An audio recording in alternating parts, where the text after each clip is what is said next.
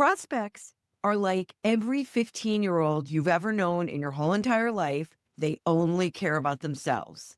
Debbie Fay is going to tell us how the pitch and how it's not about the tactics. It's not about you. It's about the customer. It's about the prospect. It's about what's in it for them. So let's dive in. Debbie, thank you so much for coming. Let's just give some people some perspective. Debbie is the founder of Bespeak Presentation Solutions, where she's been helping organizations improve how they communicate and present since 2006. She's worked with companies like BNY Mellon and UNICEF, along with countless entrepreneurs and growing businesses. Her focus is helping people present with clarity, confidence, and conviction. But more importantly, what actually drives decisions, results, and revenue. And why this matters to me is a lot of founders put all their energy in generating leads, but very few step back and look at what happens when it's time to convert, or really what matters to the prospect. So if your Yeah. pitch is unclear, too long, or inconsistent, I think you got the show that's going to help reveal that. So let's just dive right in, Debbie. Again, thank you. Welcome to the show. I appreciate you Thank you being for here having today. me. I've been so excited about this. Me too. Yeah, we almost didn't have it today because the calendar went to sleep, I think. So, We're here. That's all that counts. Yeah, we yeah. made it happen. Yeah. And I love what you just said about generating leads. Leads are great. Listen, generating leads is really important. That's Mhm. not my area of expertise. My area of expertise, as you know, as a presentations coach, and particularly persuasive presentations, which is what a pitch is, converting that person, that company from being a prospect to being a client, a customer. That's what we're talking about. And in order to Yeah. do that, as we were just saying a minute ago, the first most important thing is focusing on the prospect, right? That's where you Yeah. begin. That's where it begins. In fact, it's an audience assessment format that is your audience is your prospect, and asking yourself questions about your prospect. And guess what? If you don't know the answers, Paul, I know you know this, and I'm sure many of your listeners know this as well. So forgive me if any of this is self evident. Unfortunately, with a lot of people that I work with, it's not self evident. So I'm going to Mhm. share it. Ask them. The first thing you should be doing when you meet with the prospect is discovery, is listening. It's not presenting. That's not the first step. That's the third step. The first step is getting a meeting with them to ask questions, to get to know them, to find out what they're looking for, what their problems are, what their goals are, what's keeping them up at night, what's not working. They may have Yeah. somebody doing what you do. They may have a product that is what your product you're trying to come in with. If they're willing to meet with you, odds are that person isn't working, that product isn't working. Yeah. Can you walk us through a situation where we were just talking about one of the biggest mistakes, not focusing on the prospect? Can you walk us through a situation where clearly this is costing them deals? Oh, it's so evident. It's so a couple different things. The first thing is not knowing your client, and that's huge.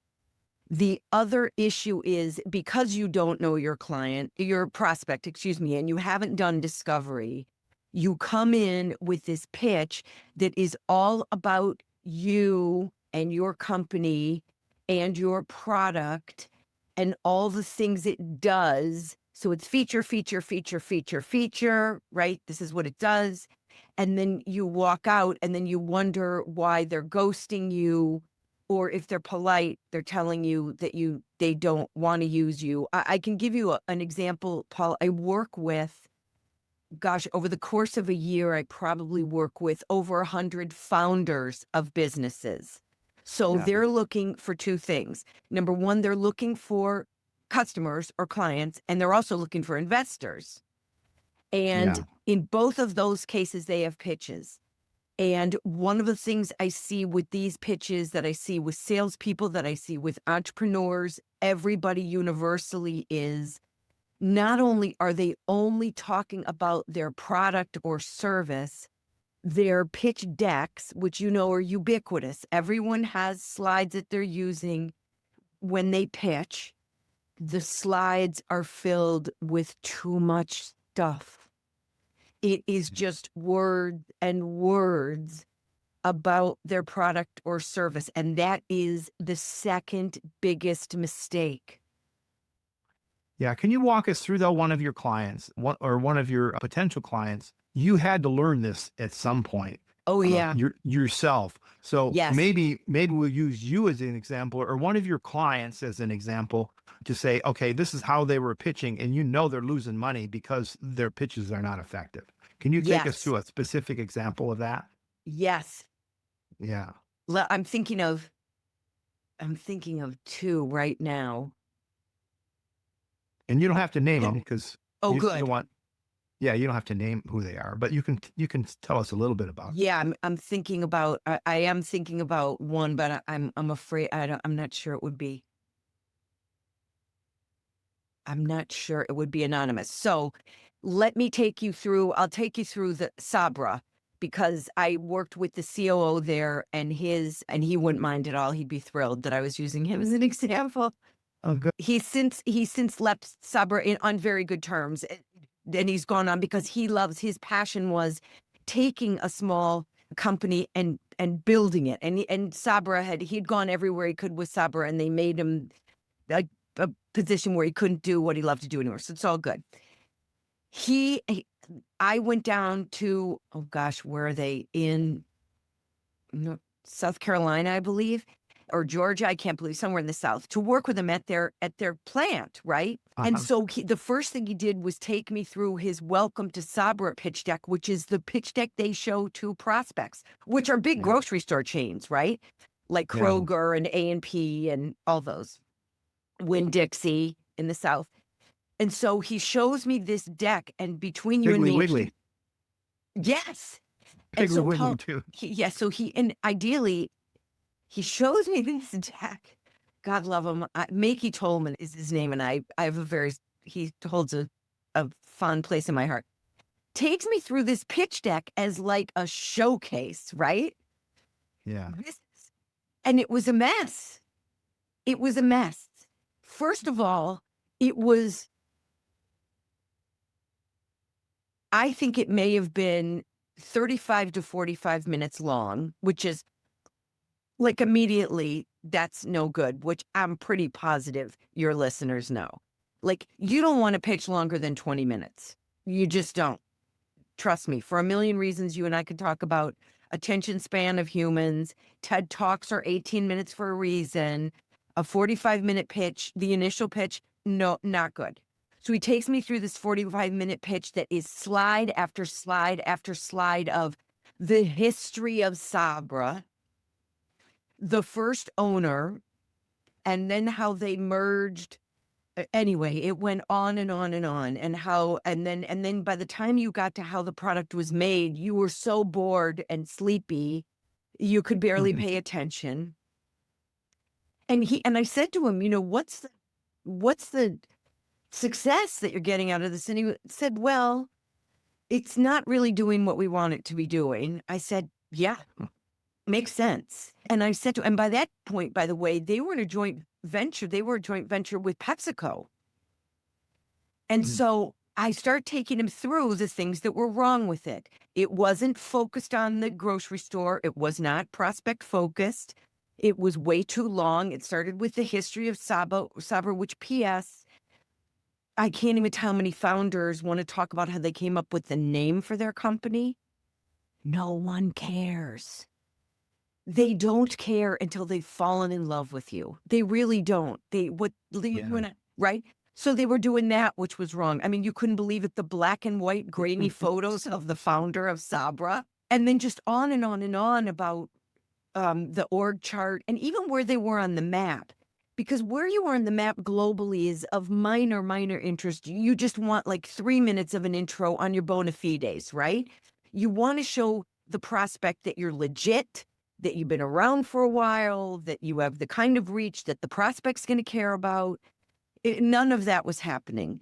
And he literally said to me, Paul, in this first session that he and I had together, he says to me, so tell me, Debbie, if this is what you're recommending, then why is it that PepsiCo does it this way? I said, I don't, but PepsiCo is wrong.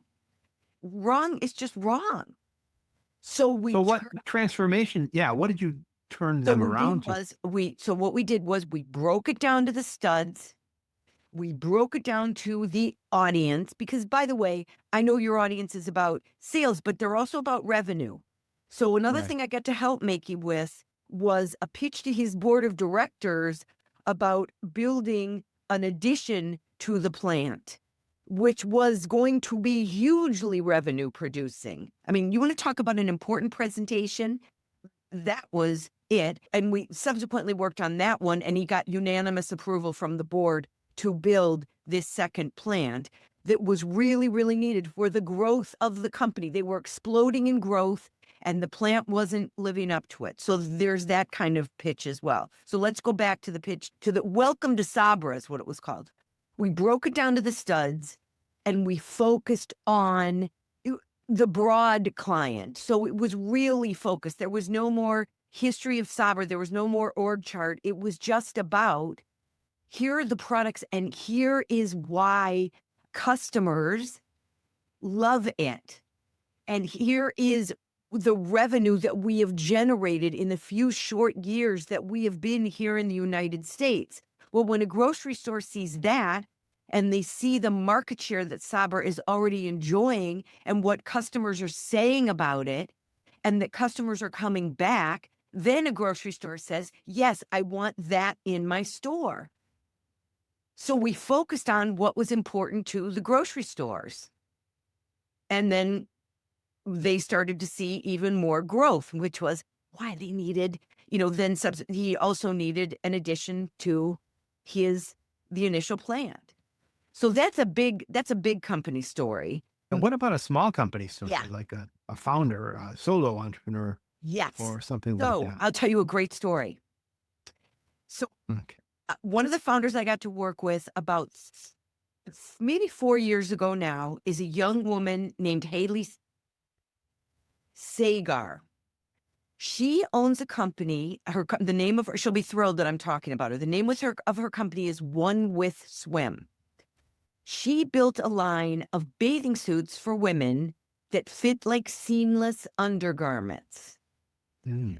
Because for women, you just have to trust me on this one, Paul. For women, there are two things that we hate to shop for: blue jeans and bathing suits, because both of them we love and we really want them to be flattering, and they just are not. And one of the problems with bathing suits is they pinch and they gather and they accentuate all the parts of our bodies that we feel insecure about. So Haley built this line of bathing suits. And when I met Haley, she was pitching to investors. This was pre-launch. She was pitching to investors, but trust me, this story is going to get where your audience wants it to go. She shares with me her pitch deck. She pitches it to me, and she says to me, I'm beside myself because I am setting up meetings with investors, these 3-minute Zoom meetings, because we were just post-COVID, 3-minute Zoom meetings, and I don't have their attention. I can tell they're not paying attention. She took me through a pitch. I said, Haley, I can tell you exactly why they're not paying attention. And stores aren't going to be paying attention either. It's the same reason. An audience is an audience that's about to spend their money. And the reason was because everything she was talking about in the pitch was written on her slides. Ah. So, two things. Number one, investors are asking for the pitch ahead of time, which, by the way, a retail chain would probably as well, right? The revenue person at the retail chain is going to say, yeah, send me your pitch before the meeting.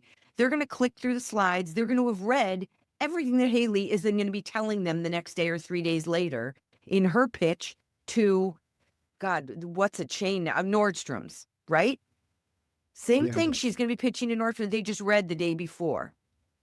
And I said to her, this is why they're not paying attention. There's no reason for them to pay attention. Everything's written on the slides. So I took her slide deck rebuilt it. Frankly, between you and me, she had a great brand and the slides were branded beautifully. Too much info. You're the holder of the info. You're the owner of the business. Don't put it on your slides. So she had to talk them through and we animated it. So it built. So what she was talking about that they were looking at, we knew were the same thing. And lo and behold, she started getting traction. Now, it took a while, but she was diligent. And I want to tell you that she pitched on Shark Tank Ah, in the end of the year in 2024, I believe. Pitched to Shark Tank. Two of the sharks have now invested in One With. oh, wow. So she has exploded. Her Instagram game is out of this world. And but it, quite frankly, in the beginning, her pitching was not working. And it wasn't working, not because she didn't have a great product, because she did, and not because she herself was not a fantastic ambassador for her brand. It was because the slides, quite frankly, were telling the whole story. And when it's doing that, there's no reason to listen to you. And the whole drama of it and the attention that you want is not there. So So, those are two of yeah. the stories. I mean, I could go on and on. That's one of the reasons why there are a couple reasons I've just illustrated why it's a problem for people selling themselves, their product, or their service. It's not paying attention to your prospect. It's telling him too much, be it on the slides or just you yourself. That's a huge problem. And well, there's another one. And the other one We, is this. The other issue that presenters have, and this is true for people pitching, and this is absolutely inexcusable for pitches. I don't care if you're on Zoom or you're on whatever the one is on meeting, Teams. Microsoft 365. I like Zoom the best. I think Zoom is the friendliest platform. It doesn't matter. Whatever you're in, you cannot be reading. You cannot be reading. If this is your business, we should be able to wake you up from a dead sleep at 3 a.m. and boom, you should be able to talk to me about the 3 to 5 benefits to me of your product or service. If you have to read your pitch, just stop right now and do not get into one more pitch opportunity until you can extemporaneously talk with the help of your slides, talk about your pitch. Reading sounds like reading. People think they have to write it out because they want it to sound perfect. They're not screenwriters. I'm not a screenwriter. Reading, people throw in words if they write it out like thus and therefore. Like, do you ever use those words in conversation? Heck no. So you can't So be reading your pitch. what I'm hearing though is people tend to over explain. They don't have the right focus and they read their pitches word for word. So what's a simple and effective way structure that you can guide a prospect to a decision for those of us who tend to over explain or rely on some sort of script that they're reading? What's a simple way to overcome that? And Oh my just gosh, especially so this is the simplest format. And I actually have a persuasive presentation format, a pitch format that's about 7 items that we don't have time to get into here, but it's very, very simple. It was actually given to me by an organizational psychologist who spent over a decade studying audiences and how they're persuaded, how they're convinced. And this was his format. I've now taught to definitely hundreds of people, probably well over 1,000. But boiled down to its essence, it is this. The salesperson, the business owner must illustrate first the problem that the prospect is facing. Second, their solution to solve that problem, or flip side of the coin, help the prospect achieve that goal. So that's Transformation. right. Yeah. That's your prospect or service. There you go. That's the solution. What must come after that are the benefits of your solution, not the features, the benefits. My solution will do these things for you, and you cannot give more than 5 benefits. No Right. more than 5. There, there's a million reasons for that. There are studies that have been done about how many things audiences can retain. You and I can talk about that another time. Just trust me, salespeople know this. No more than 5, because your audience is going to take away 3. So great, cast your net broadly. 5, no more than 5. Okay, the benefits to your solution, and then proof. So tell them a few stories. This person had this issue, same as yours, same problem you had, Paul. Applied my solution, and these were the benefits they then enjoyed. So it's problem, solution, result. Problem, Yes. solution, result. If your listeners go to networking groups, or even they get that first little opportunity with a potential prospect, the first little opportunity, you tell them an elevator pitch story. This is what we provide to people like you who have problems like yours. And Mhm. the benefits to them are this. In fact, just last month, we were working with a customer just like you, and they had this same problem, and they adopted our solution. And lo and behold, just got a call from them this week. Their sales are up 20%. That's the solution. You must, that's the result. Mhm. You must always tell what the result is. And then the last part of this pitch structure is the call to action, right? Yeah. Is Right. is the next step, whatever it is. It could be the next step is the next meeting. It could be the next step is further discovery. It could be the next step is talking to the next level decision maker. Whatever it is, there has to be the ask. There has to be the ask.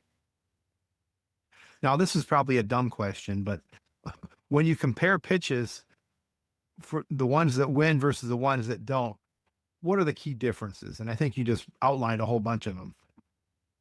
But is there anything Yeah, else? the key differences are a couple things. The key differences are the pitch, the and I want to qualify for a second. The deck, the PowerPoint deck, or whatever they're creating in Canva, I don't care. Whatever it is, the slides don't may not be specifically audience focused. If you're pitching all the time, the deck may stay the same, but the narrative must be directed to that specific audience. Jane, Ah, just like you told me 2 weeks ago when we met, your number one issue is, oh, let's say I'm speaking to somebody, one of the people in the room is an HR person because I'm pitching something for employees. And so I'm going to say to Jane, look, one of your biggest issues, I'm in the healthcare industry and I'm pitching about employees. One of your biggest problems you shared with us is not only absenteeism, it's presenteeism. They're sitting in the chair, but their minds are somewhere else. They're not getting mm, the work done. Well, with our healthcare system, they can get on a video call with a doctor, a legit doctor that they can choose, and in 20 minutes they can get that question answered, so they're no longer thinking about their child who they sent to school with the fever, and they're focused on the work you want them to be doing.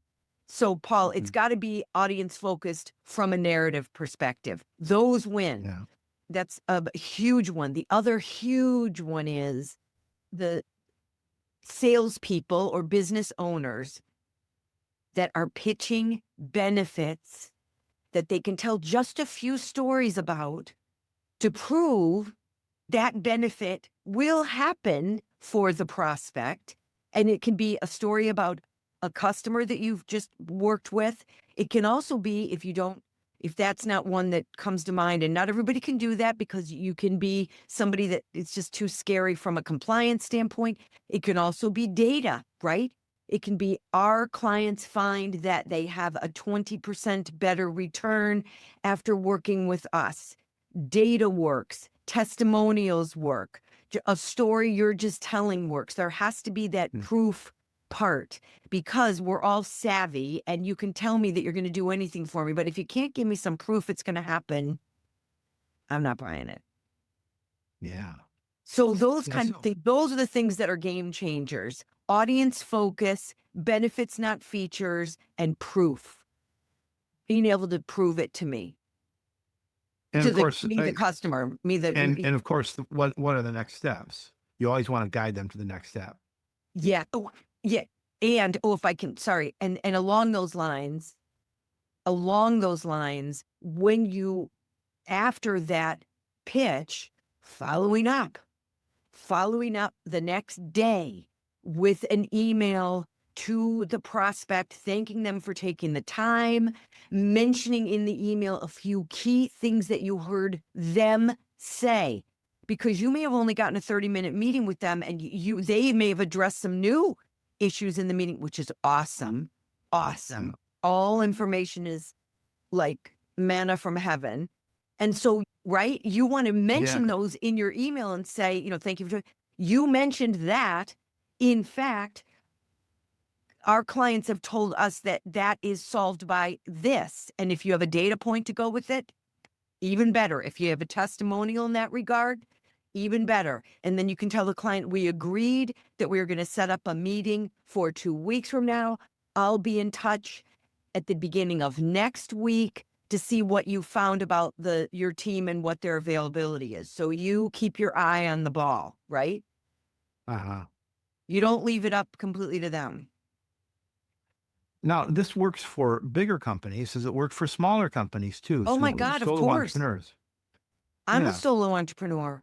Yes. So Oh my, speaking I of work that, with, yeah, I work with, oh my gosh, I work with solos a lot. Solo financial advisors who I've had to convince to do much less talking and much more listening, to be honest. When you're an advisor, it's really about listening and then sharing from what they told you they needed, what you can offer them to allay their fears, to help them retire with enough money that they can live on for the rest of their lives, etc. A lot of listening in that. I'm trying to think of other solopreneur. Oh my gosh, authors. Um, well, wait a minute. Let's talk about you. Let's talk about okay. you. So at some point you must have had a terrible pitch that didn't work. What broke and how did you discover to fix it? That's a Or really did good question. yeah. Can I tell you honestly what my biggest problem was? It Sure. it wasn't the pitch because the way I pitch is, I mean, I eat my own cooking, as one of my clients says. So the pitching wasn't a problem for me. The biggest problem I had and I've gotten over it, the pandemic allowed me this amazing reset in this regard. I wasn't charging enough money. Ah. I was continually not charging enough money, second guessing myself. Just it was bad. And the other mistake I was making, which could be deadly if I weren't a solopreneur who doesn't have any real overhead, is I was letting people, and the bigger companies are way worse about this, quite frankly, than the smaller companies, getting paid 90 days later. Not very many of them, of my clients, but a few. Stuff like that were huge problems with me. Honestly, Paul, the pitch was not an issue and the follow-up was not an issue. And my mantra has been, it's not a no until they tell me no. So if they're not getting back to me, I'm pinging them. Have you had a chance to look? Have you had a chance to see? If it's been 30 days, I'll resend the proposal if they ask me for a proposal. It's not a no until they say no. So that all I've been Right. pretty good at. Yeah. Really, it's the money collecting side of things where I haven't been as diligent as I should be. And as I've been doing this a long time. I should charge more money. Right. And well, you probably could use your pitch skills in collections also. You can use it with your operations. Not only do you use it in sales, but you can take and use those very same concepts that you've talked about with collecting money and with presenting the higher rate and whatever. This is You just have to be confident in that In the your delivery. value, yeah, That's in the right. delivery of And it. And yeah, I think that's part of we're still talking about pitching, but when we're talking about the call to action, that includes the pricing a lot of times. Uh, absolutely. and You and know if you that don't think it, expression, you can have it, this expression that I love, you can have it fast, cheap, or done right, but you can't have all three.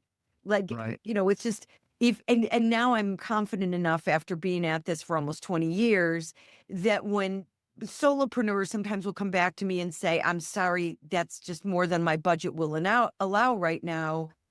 I'll say, "I understand." And eventually they'll come back to me. I'm not right for everybody. I'm not right for everybody at the stage of business. I do a certain amount of pro bono work every year for nonprofits. So, and I always have. I live in Connecticut. It's a little state. I'm very proud to live here. I was at one Mhm. time, Paul, we talked about this, a Michigander, which I'm very proud of as well. Yeah, Very, very proud of. So I do that kind of thing for sure. And I also know the value that I bring and the change that I can bring and have for really for people that work with me. They go on to deliver pitches that get them the results that they seek. That's what I'm about. And it can be a pitch to a board of directors, or it can be a pitch to a prospect or even a current client, right? yeah. To Well, upsell, yeah. to right? I mean, you Upsells and repeat cross-sell. business, Yep, repeat business totally. Very important.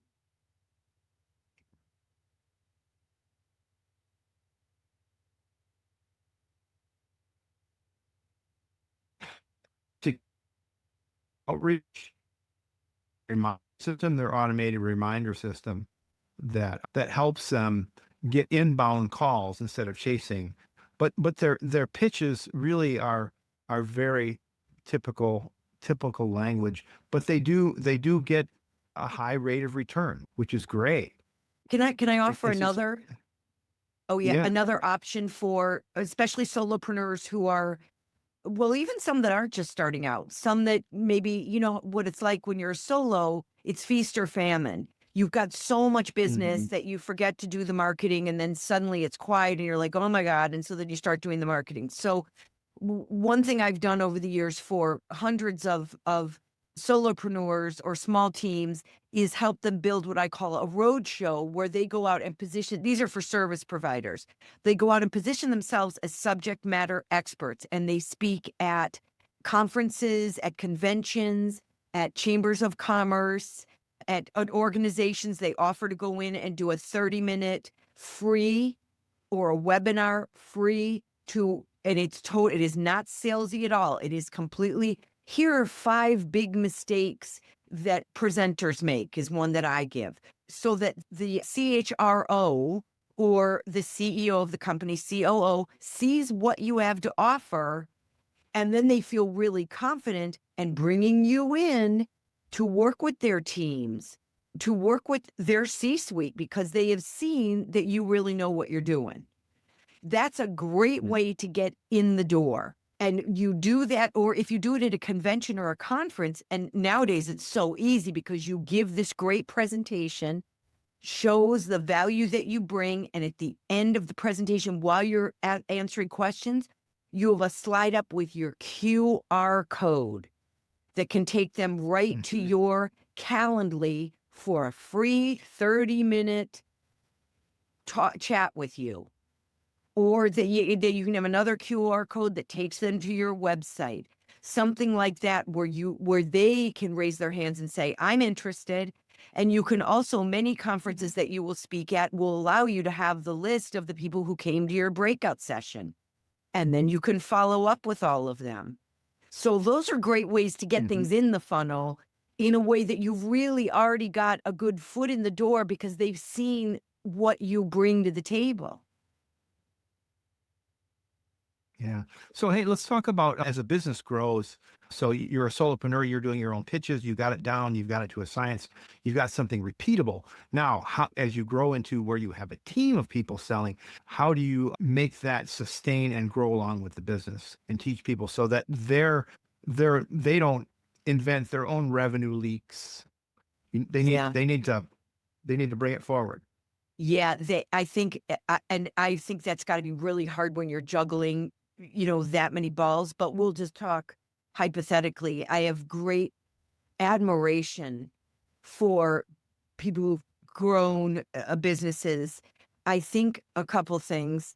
Obviously, you want to listen to the people that you're bringing on board because you're bringing great people on board and you hired them for a reason because they're great and they can have great ideas and they should be listened to. I also firmly believe, by the way, that great salespeople are a little bit like unicorns. And my personal opinion is, and I'm outside my lane a little bit on this, I don't believe you want to put a ton of restraints on them. If they're bringing the results, you need to let them keep doing what they're doing. I have a really good a friend who I've known for years as a sales guy, and he said to me one time, "I'm just good at getting the fish in the boat. It's up to somebody else to cut the fish up." And I thought that was great. So, Yeah. but if you're hiring, let's just say you're hiring young people who don't have a lot of sales experience, it's really great if you could take the time to train them so that they do have the best habits, so that you've given them the tools they need. Like, here's how we do it. We have discovery first. Here are the initial Yeah. questions we want you to go in and ask. Let's give them the questions. Uh-huh.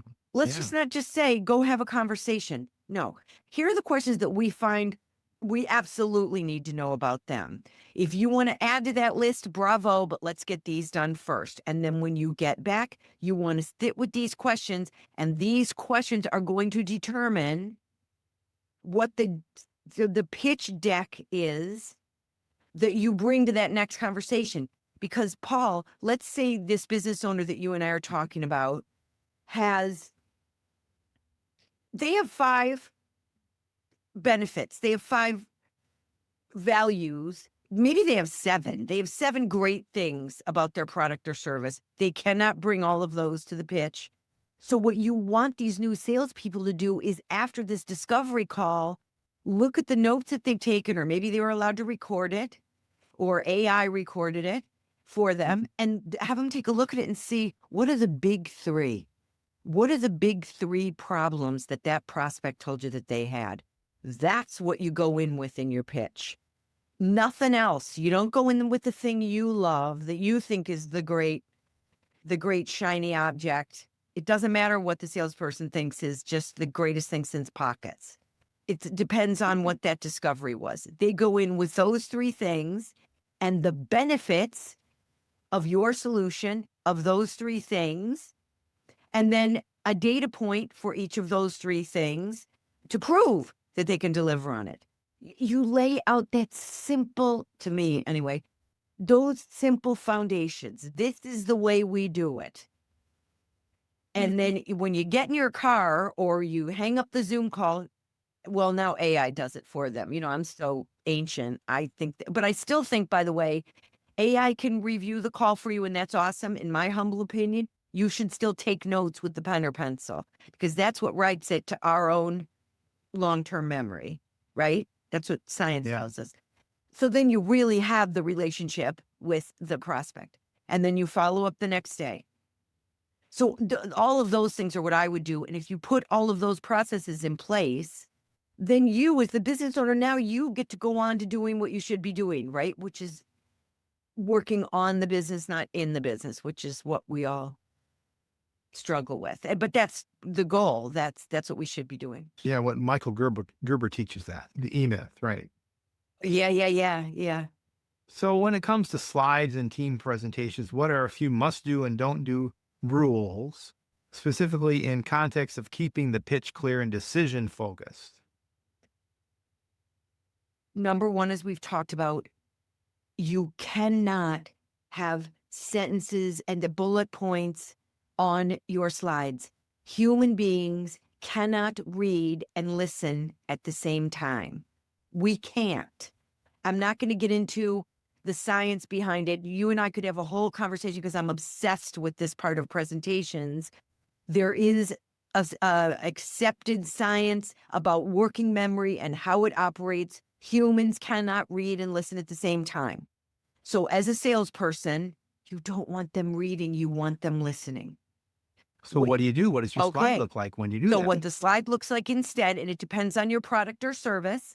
When I worked for the US Fund for UNICEF, the US Fund is huge, and so they have all these photographers going over their presentations, pitch presentations for donations were photos, gorgeous photos of the world's children, like stunning photos of the world's children, and a photo of a bed inside a very modest dwelling with a malaria tent over it, because malaria tents are one of the things that UNICEF provides.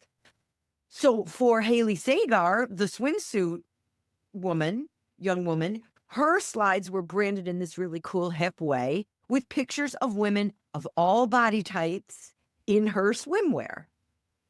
Yeah. For Sabra, that was more about, it wasn't just pictures of the hummus that looked delicious, because that was important, but it was also column charts and bar charts and maybe even a line chart, as I recall. This was a long time ago. I worked with them, that showed the increase in revenue and showed Sabra's market share compared to their competitors. That's what you want to show. But you do not want to show, I love pie charts, I love bar charts, I love column charts, love all that stuff. What you don't want to do is have the pie chart that shows your market share and sorry, it makes me laugh. And then underneath it, the text in a 7-point font that no one can read, 5 lines of text explaining about the pie chart. You don't need the lines of text. That's what you're there for as the Sure is speaker. there for you. So what you're talking about is showing transformation. In essence, we're talking about from A to Z. We're talking about what kind of transmit. Here's where you were before you worked with us, and here's a transformation that you've got now that you've worked with us. And that, Exactly. and that's I what you show love a that. prospect. Yeah, that's what Yes, you show I a love prospect. that. Yes. And also from a slide standpoint, I always tell people to think like show and tell when you were in kindergarten. You're going to show them examples of this transformation, statistics that prove this transformation that your clients are enjoying. It can even be if you're explaining how, sometimes you have to show, sometimes you have to show how it works. This is what our clients go through, the steps of the transformation simply. That may be done with icons. I use icons, simple iconography all the time, with just a simple label underneath it. So that's a word or maybe a short phrase, but that's it. And then animation, clicks, simple clicking, so that you know they are looking at what you're talking about. So that transformation is show with the slides and tell the narrative from the Mhm. speaker. That's absolutely right. So that at the end of the pitch, you want the prospect thinking, I want that transformation to happen for me. Yeah, and I That's know what that this guy can do it for me, exactly. And or I this gal. trust that this is the guy that can do it. Yeah, absolutely. That's a great way to put it. Yeah. I love that. Wow, it's been fascinating, and we're at the end of our time, and we spent. It didn't seem like we spent very much time, but it's been like 45 minutes now. I think we got started before we even got started. So Sorry. that's great. No, that's great. I love it. Oh, So good. before we sign off, though, what are 3 things that our listeners can do today to tighten up their pitch and convert more of the opportunities that they already have? First of all, make sure you're being in touch with your prospect. Don't assume that you're in their top of mind because they got a lot of other things in their mind. So that's not one of my big 3, but that just should be, if they're already there, that should be self-evident. Number 1, turn your focus 180 degrees. Never forget it's about them. It's about what their problems are and what their goals and aspirations are and how you can help them get that transformation that they are seeking. That's the first thing. The second thing is not features, not how you do it. It's about the benefits that you bring. And then the third thing I would say is give them a few examples, be it clients you've worked with, be it statistics or data points or a testimonial. Prove to them that, in fact, you have worked with people or businesses just like them or theirs, and you've made it happen for them. And that's going to convince, and then give them, now I'm at 4. And then we've said, give them the door opening so that give them the ask for it. Make the next step evident. That's what we'll call that a bonus. That's right. There's the bonus. Yeah. So Debbie, you're offering a free consult. Can you tell us about that and what they'll get from it? Absolutely. It's on my website, on my Calendly. I think, Paul, you'll probably share a link to it.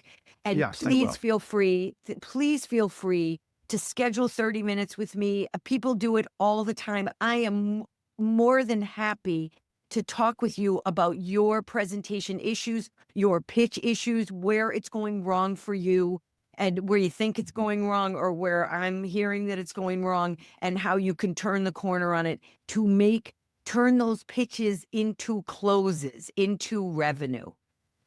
So is this 30-minute kind of a diagnostic that you can bring your pitch to the meeting and you'll kind of pull it apart? They absolutely could. They can bring the pitch. They can. Let them share their screen on Zoom, and we can click through it. And I can say, well, here are 3 things I can see that you could be doing better. So, and certainly if it's a short pitch, that will absolutely work. Happy to do that for your listeners. Yep. Awesome. You can go to bespeakpresentations.com where you'll find that link there. And remember, faith and action go hand in hand. So keep the pedal to the metal. Until next time on the Lead Machine Growth Show, I'm Paul Guyon and Debbie Fay. Thank you so much.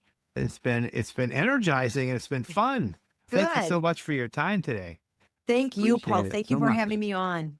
Thank you for tuning in to the Lead Machine Growth Show with Paul Guyon, where we show you how to tackle your tech, master your message, and design your dream so that you can transform your vision into reality.